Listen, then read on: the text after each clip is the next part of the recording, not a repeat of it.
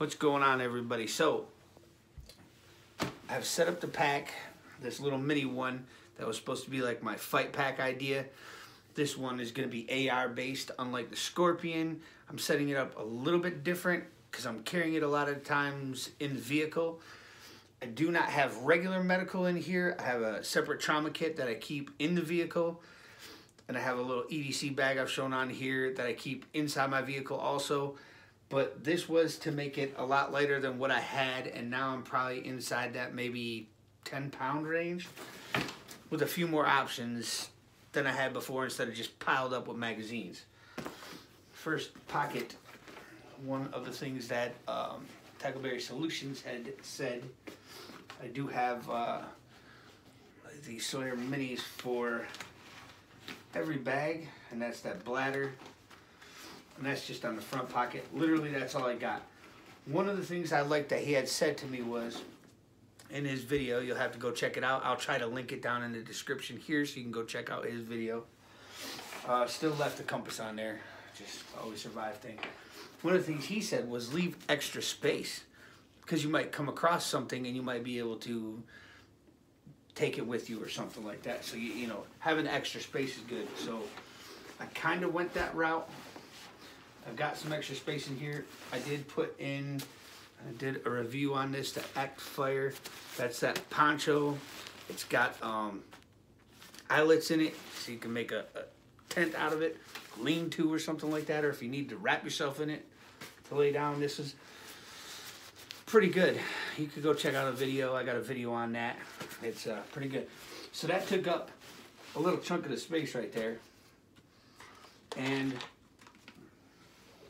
like him, I always carry a knife, but I usually have my TDI on me. I've shown that thing a million times because I love it.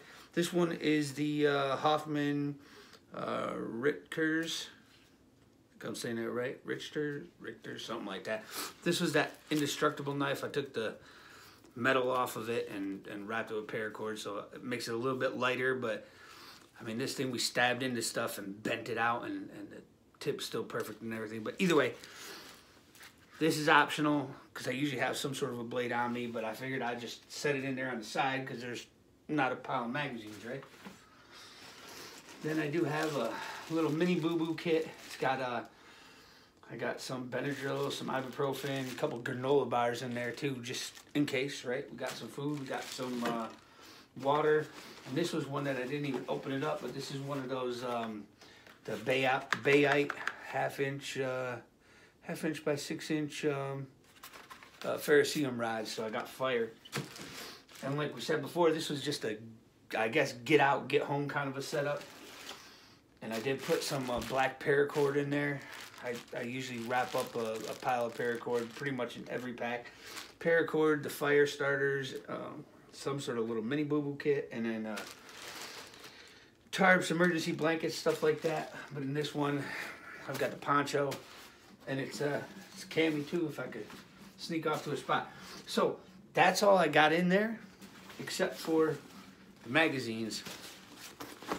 I left the 4 magazines in there like we had, like he said to me, he's like, says that's all I need. I'm kind of a nut about it, but I did leave 3 more magazines sitting at the bottom. So it does have a total of 7 magazines. So that's literally most of my weight. I've got the battle belt. I've got a chest rig. I keep the battle belt with me usually. I don't know, I'm just a nut. I mean, that gives me 7 mags inside there. So it's not over excessive. I probably don't need it. Like he said, I could probably get away with 4 mags. There's 1 in a pistol, 1 in the battle belt, 4 mags. That would give me 6 mags. I could probably get away with that. But I'm just a stupid gun nut kind of a thing. And on the side, I was debating on this. I know I'd take the clip off. I've got a couple more of these. I know I've got another bottle around here somewhere. Debating on putting the bottle onto the side, because it's got the little bottle pockets, or just straight up putting a bottle of water or 2. It's got pockets on both sides, 16 ounces. You're adding a pound on each side, but if you're running and you're trying to get away, you might need something to drink before I get a chance to use that Sawyer Mini at a stream or something. And we've got a lot of water around here, a lot of streams, a lot of ponds and everything, and I could easily scoop up some water, but if I'm being chased. And then that last thing that I had said in the original video, I wanted to make smoke bombs. We did get the QRF book. Thank you, Arthur. I believe it was like book 3 or something like that.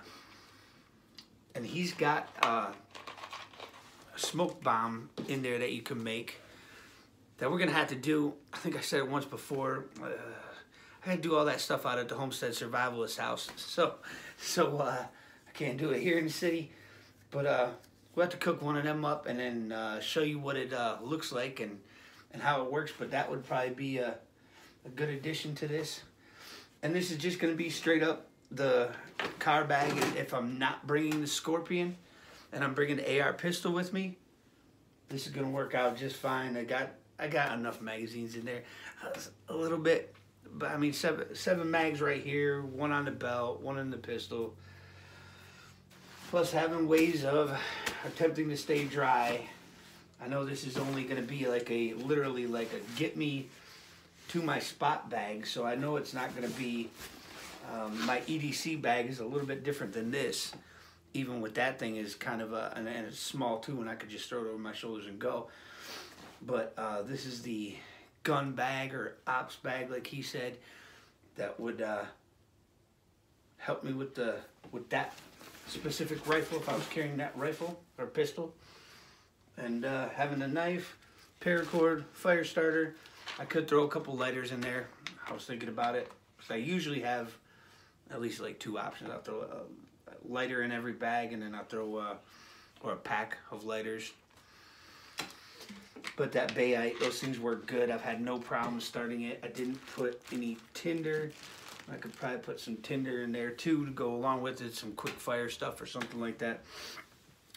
And I always have, like I said, the trauma kit in with the bags in the vehicle. So if I had to, I could grab it. This has got a molly set up too. I could clip it on there too if I really wanted to, but I prefer to keep this one separate in the vehicle. So if I'm taking this bag, which is now going to be into the rotation of my weekly moving bags around, I got that little hiking bag that we had from that we had gotten from the thrift store that I put minimal amount of stuff in it. That thing is real light. I think it was like 5 pounds now or something, maybe. That has not one weapon in it. That's got medical. I think maybe it does have a knife in it, but it's got like packages of Bic lighters and stuff like that in it.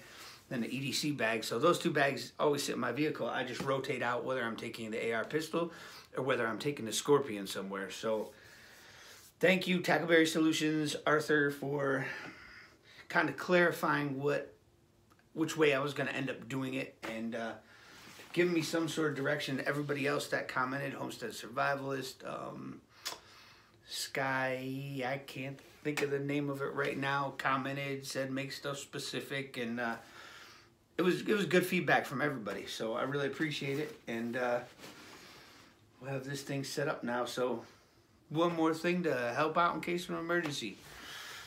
So thank you for watching. Have a great day, and we'll see you soon. Yeah, one more thing. The extra magazines I started setting up inside ammo cans. I got a box in there too, but 6, I think that's 6, 7 mags, right? 7 mags in each one. Boxes of 50. I'll probably put something else in there too, but that was some of the extra magazines that was originally inside the bag, and you know, you can cache these somewhere.